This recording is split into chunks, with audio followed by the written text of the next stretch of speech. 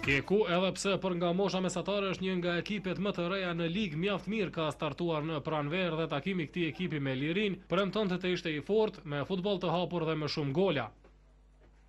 Para fillimit të takimit u mbajt 1 minutë heshtje për nder të një tifozi të Kekut i cili vdiq këtyre ditëve. Ekipet që nga fillimi i ndeshjes zbatuan lojë të hapur dhe në minutën e 20 u shënua goli i parë në ndeshje nga futbollistët prizrenas, por shënimi u anulua për shkak të ofsajdit. Liria vazhdoi të sulmoj dhe 5 minuta më vonë shënoi gol të rregullt nëpërmjet Fitim Krushës dhe e kaloi në epërsi.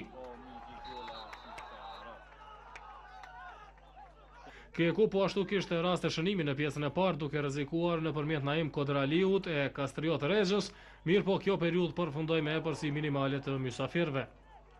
Në pjesën e dytë ishte Keku ai ekip që nisi të sulmoj, mirë po mysafirët mirë u vendosën në mbrojtje dhe kërkuan rastin për kundërsulm.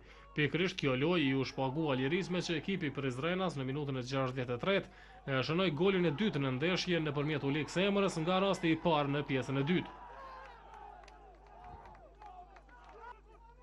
7 minuta më vonë Naim Kodraliu arriti të shënoj golin e parë për vendësit dhe t'i kthej ata në lojë, duke bërë që 20 minutat e fundit të jenë më interesantë.